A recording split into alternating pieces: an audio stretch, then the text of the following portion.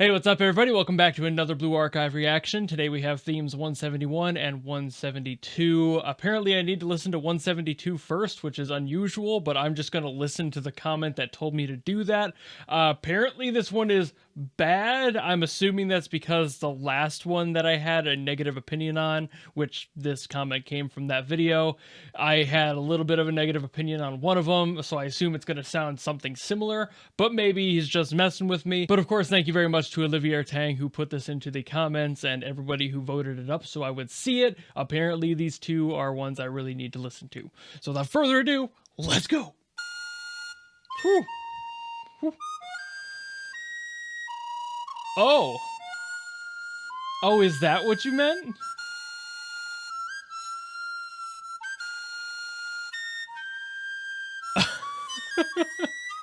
Okay.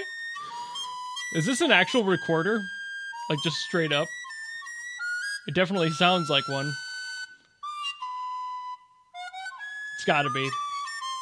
This is just me in the 3rd grade when we had required recorded lessons. Did you find an old recording of me playing the recorder? Is that what happened here?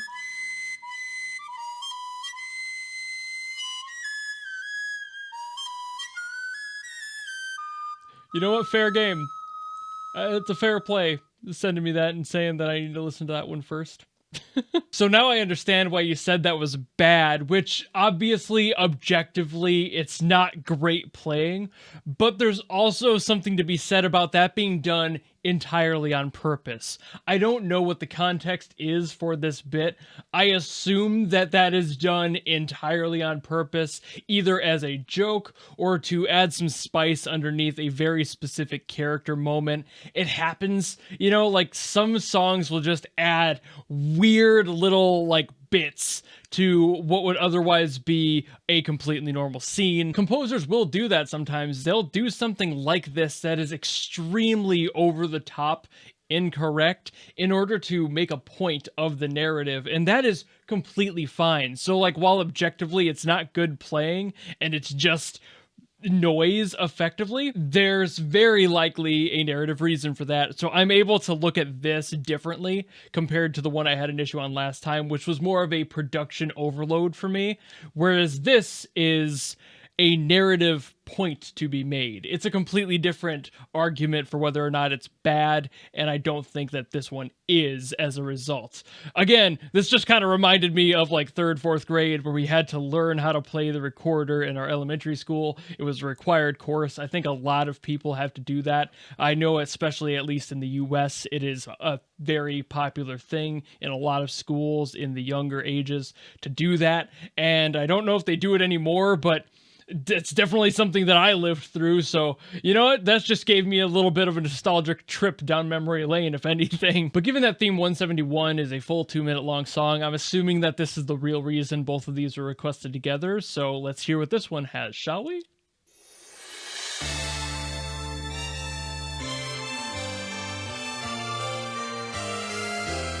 Alright. Definitely more normal, obviously. Ooh. Hold on. This beat's kind of giving me like early 2000s R&B.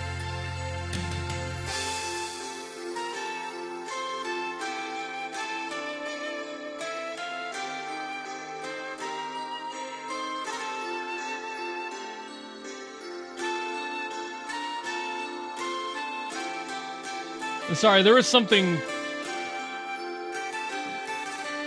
in the production of that caught my ear. I'll talk about it later. Oh, this definitely has an R&B energy to it. I wasn't sure if that was just the beginning, but... Or like an early 2000s anime ending. You know the one. It was really chill.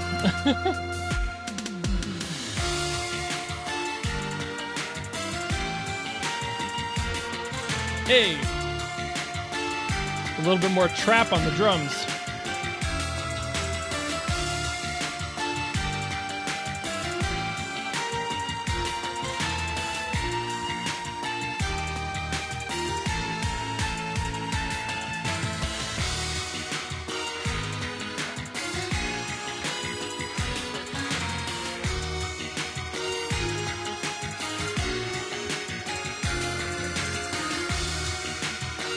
I'm very surprised by how this one feels. It's been a while since I've heard a song that has this sound to it.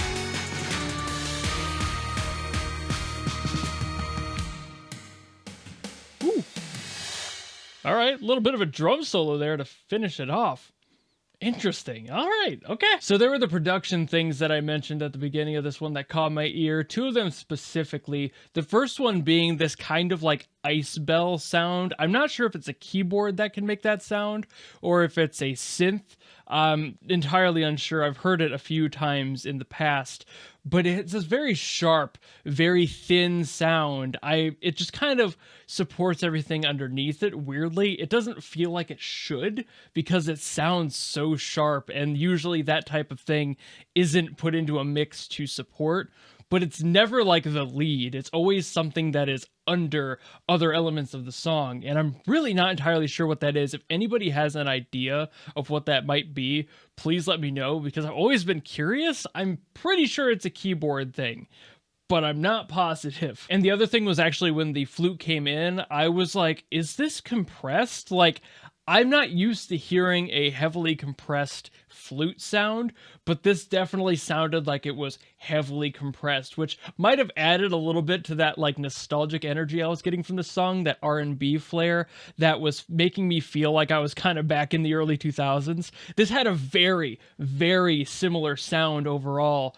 to those older anime openings and endings, especially the endings, and a lot of R&B work that was inspired in Japan by the US side. They had a huge R&B craze there for a second, and this had a little bit of that, where they would blend those like Western elements of R&B with like Eastern instruments, and especially a lot of Chinese instruments would be utilized in that way, and they would just bash them together. It's a sound that's very specific, and I personally called it post city pop because it was after city pop had already more or less run its course, and there were genre shifts happening across the board in music, and different elements being taken from a new generation of musicians in the West especially, and there was this spot where things got a little bit softer, and things like love songs started to take over a little bit more. It was a little bit more common, but they still had that traditional energy that a more traditional love song, especially from China, would have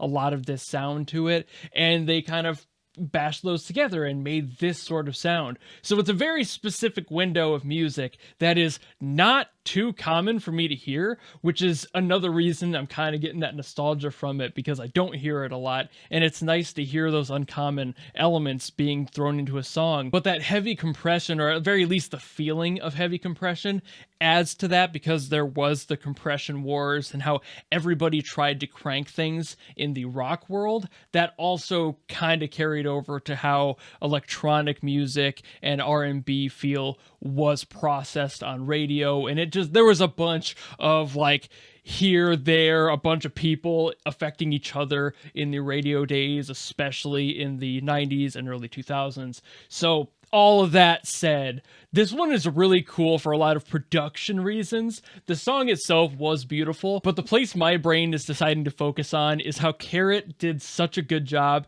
at nailing such a weird little niche, and I'm not even sure if it was entirely on purpose. I'm sure some of it was, but I feel like I might be expanding that into my own experience, and I guess that's just music in a nutshell. But it's cool to hear this sort of thing and to have those effects applied to a song that wasn't made that long ago, and hearing people do that sort of thing. It's like hearing new funk songs, like not modern funk, not like the way funk is played now, but people emulating those older styles and having fun with a genre that is more or less dead and playing around with how that is. They do this a lot in mobile game stuff. A lot of character themes do this sort of thing. They really play with those heavily decisive and notable attributes of every genre, and then will apply those to a character theme, especially in like Reverse 1999. That is everywhere. It feels like every song I've heard from them has a very distinct area that they're trying to nail with the music, and so far has been great. And this is just another example of the musicians for mobile games just being let go to do whatever they want to do and fit this sound around the character that they're handed with just a little bit of information and a lot of creativity. And it's so cool to see it. I love it so much, and I'm getting nerdy and giddy again. But I think that's about all I got to say for this one. So a lot of cool production stuff. Even the one in the beginning was kind of goofy, but again, production wise, it would probably make sense. So I kind of liked that. As strange as it was, as a bit of a meme as it was, there's always a purpose for even the weird stuff in a soundtrack. So I actually really respect that that was thrown at me, because it offers that different perspective to see what else is thrown into the ring and to see what sticks and what doesn't comparatively. I love that about music. It's so neat. But if you like this video and you want to see more of me nerding over music, stuff like this, production and what have you, leave a comment down below what the song I should get to next. If it's from Blue Archive or anything else, then I will do my best to get to it. But otherwise, if you like this video and you just want to follow me and support me for future stuff, you know how to do all that, and I will see you in the next video. Goodbye!